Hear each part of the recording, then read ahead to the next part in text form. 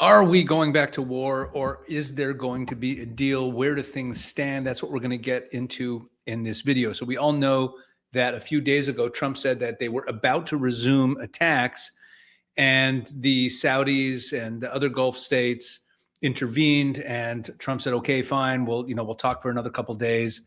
And yesterday there was a new development, which you may have seen, but I want to drill down in it and really talk about what's happening behind the surface.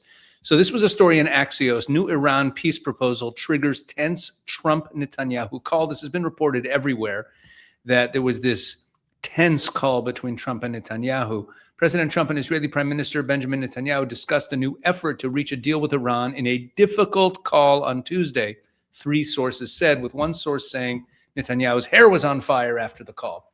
A revised peace memo was drafted by Qatar and Pakistan, lovely, with input from the other regional mediators to try to bridge the gaps between the U.S. and Iran, the sources said.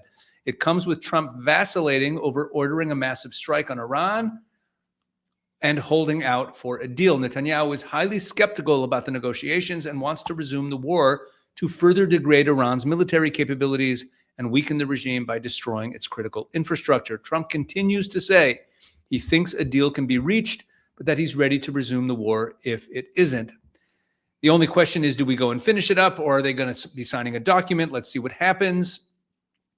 He said that the U.S. and Iran were right on the borderline between getting a deal and resuming the war. Trump also said Netanyahu will do whatever I want him to do on Iran, which is probably true. Netanyahu is not going to cross Trump at this point, though he also said they had a good relationship. The two leaders have had temporary disagreements on Iran before, but have remained closely coordinated throughout the war.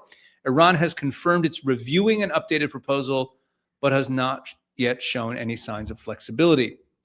Okay, look at this. Pakistan, Qatar, Saudi Arabia, Turkey, and Egypt have been working over the last several days to refine the proposal to bridge the gaps, the three sources say. Now, I made a video earlier today, it should be on the channel already, about China's role in all of this. And I pointed out that the original the original ceasefire deal that brought Pakistan into things that led to the ceasefire that at the beginning of April was actually written by the Chinese. It was written in China with Foreign Minister Wang Yi and the Pakistani guy working on it together. And the Pakistani foreign minister has said openly that he's been in close daily coordination with the Chinese since the beginning of the war. They're not mentioned here. This is all a cover for what the Chinese are doing. They're really pulling the strings behind the scenes here. According to two Arab officials and an Israeli source, Qatar recently presented the U.S. and Iran with a new draft. A fourth source said there is no separate Qatari draft, but that Qatar is just trying to bridge the gaps from the previous Pakistani proposal. Okay, whatever. The goal of the new effort is to get more tangible commitments from the Iranians over steps regarding their nuclear program and more specifics from the U.S. as to how frozen Iranian funds would be gradually released, an Arab official said. If this is true, I took a lot of heat in the comments for a video I made a few days ago talking about how Trump is getting trapped and how he's getting played and all of these delay tactics and what all of these actors that we've mentioned here, the Qataris, the Saudis, the Pakistanis, none of them want the Iranian regime to fall. There are different interests here. Let's be very upfront. I said this from before the war started. And then when the war began, and I said it on various shows I was on, in interviews, on Bannon's show, on other shows that I was on. I said it, I think I was on TBN, also on Stakelbeck Tonight. I said this in a number of interviews that I gave, that we have to be very clear-eyed, very, very, very clear-eyed, that the United States and Israel, as much as they're cooperating, do not have the same objectives in this war. And I warned early on that at some point those objectives would diverge and Israel would be left out in the cold. There would be a point where Israel would have to make its own decisions because the war would not go the way Israel wants it to. And we are at that point, potentially. It doesn't mean that Trump will take this route, but that is what all signals point to right now. He talks about how he wants a deal. And if you're going to start negotiating over releasing funds and even signing a deal, there is no such thing as a deal that means anything with the Iranians or with any of these other actors in the Middle East. Just look at the history of deals between them and each other, between them and anyone else.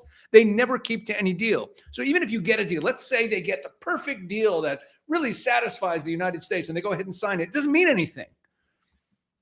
It doesn't mean anything. It's ridiculous. Anyway. As stated previously, Qatar has been and continues to support the Pakistani-led mediation efforts. Of course they do. On Tuesday evening, Trump held a lengthy and difficult call with Netanyahu. Trump told Netanyahu that the mediators were working on a letter of intent. This is the most worrisome paragraph here.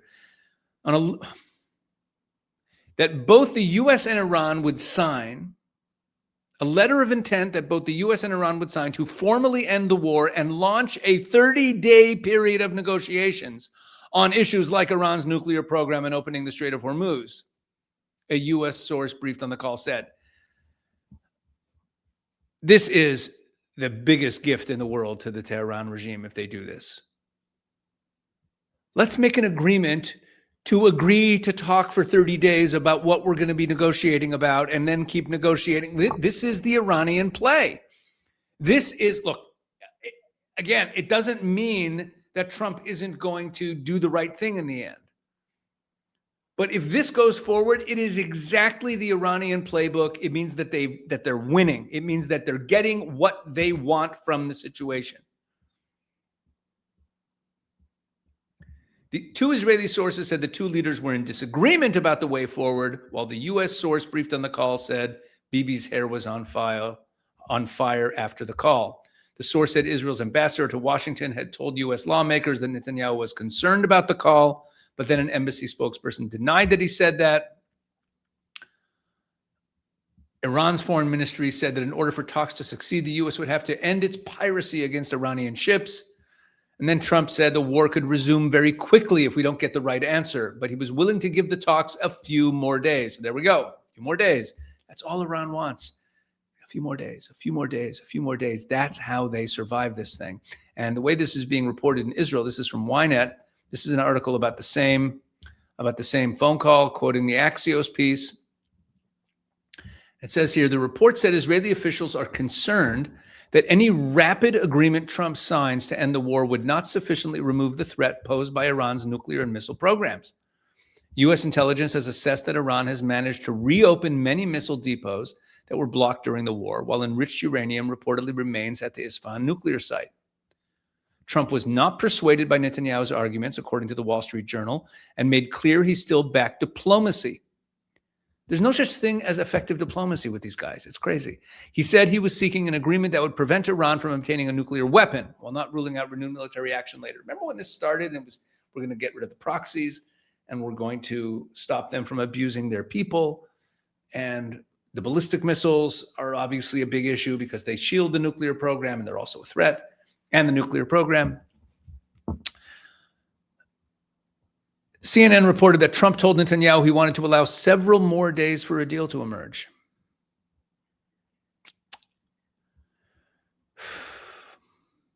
It's not good. And meanwhile, Pakistan's army chief to visit Tehran today. That's from today. That's today. Amid push for U.S.-Iran deal. Pakistan's Army Chief Asim Munir will travel to Tehran today as part of ongoing Pakistani mediation and talks and consultations between Tehran and Washington over the Iran war. Pakistan's Interior Minister arrived in Tehran yesterday for the second time in less than a week as they continue to push for an agreement. And in Iranian state media, Iran reviewing response to U.S. proposal. Informed sources say Tehran is currently reviewing and preparing a response to the proposal. According to these sources, ongoing talks in Tehran are centered on the broader framework of a potential agreement, negotiate, several technical details, and confidence-building measures. When the ceasefire began, Trump was saying, I want 100% of my demands, and basically was pressuring, we're going to have the blockade, and the whole idea was to get them to surrender, to get them to come to their knees and surrender. And that would basically be the end of the regime if they did so. That was the concept. That's not what we're seeing with the Qataris, Pakistanis, Egyptians, Saudis all involved who don't want the regime to fall. And then the Pakistani interior minister the interior minister keeps visiting Iran, and they're talking about how wonderful that is. And they call it, and his name is Mohsin Naqvi, and he's Shiite. And they talk about how wonderful his continued visits are, because the Pakistanis are really the ones who are saving the Iranian regime. And meanwhile, this is what Trump obviously has his eye on. This is from yesterday. U.S. crude oil falls below 100 per barrel after Trump says Iran talks are in the final stages.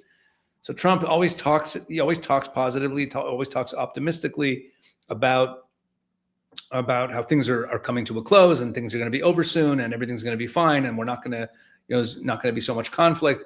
And part of why he does that is the markets, is the oil market as well. So it's hard to know exactly what Trump's going to do. I mean, the unpredictability, I've talked about this. I've played that clip for you many times from 2016 from the campaign, where Trump says that his United States foreign policy vis-a-vis enemies must become unpredictable. And you see that Trump is deliberately unpredictable. It's not because he's confused, but in this situation, his belief in deals is being used against him now. Holding out the constant hope that there's just a couple more days. Like, what's going to change in a couple more days? Oh, this was supposed to be a 2-week ceasefire, right? It's now gone on 6 weeks. Extension. Oh, maybe there'll be a deal. We're considering the proposal. Let's send back a proposal and see how he reacts. And and then a phone call from the Pakistanis, and then a phone call from the Qataris, and then a phone call from the Saudis. And let's just wait another couple of days. And let's just wait another couple of days. And then let's sign an agreement to negotiate for 30 days. This is, and I said this from the beginning, this is the playbook of the Iranians. And that's why, again, a lot of you in the comments on my last video saying Trump is trapped. They're like, no, Trump is not trapped. What are you talking about? This is Iranian propaganda. You're just, it doesn't mean that he's going to make the wrong decision. There are other people who are pushing him in the direction of finishing this thing, like General Jack Keane, who you see on Fox all the time. But the way this is going, the way he's talking, that he wants to come to a deal and he's going to give it a few more days, these are very worrying signs. And it's going to all, in the end of the day, Israel's going to have to make some decisions on its own. What does it do? What is Israel going to do? And you notice the one name that wasn't mentioned in any of these Arab countries that are involved here. You mentioned Saudis, Qataris, Egyptians, Pakistanis, didn't mention the UAE, right? Because the UAE is not part of this. The UAE doesn't want this thing resolved in a way that leaves the regime intact, that leaves the regime in power. And I'm going to end with this. I always go back to this. Trump has been saying over and over from the beginning of this thing that he doesn't want to leave this problem of the Iranian regime in the hands of the next president, that 47 years of presidents doing nothing about it, he's not going to be the one to do nothing about it. So if he ends up with a deal that leaves the regime intact, continuing to oppress their people, continuing to have an international global network, how do you dismantle that without bringing down the regime? So I don't know where this is going. Again, Trump might still do the right thing. Maybe this is all the playbook of let's let negotiations fully play out so no one can claim that we didn't try, and then you go ahead and take them out. Maybe he still plans on taking down the regime. I don't know. But where we are right now is a worrisome situation. That's my take. God bless.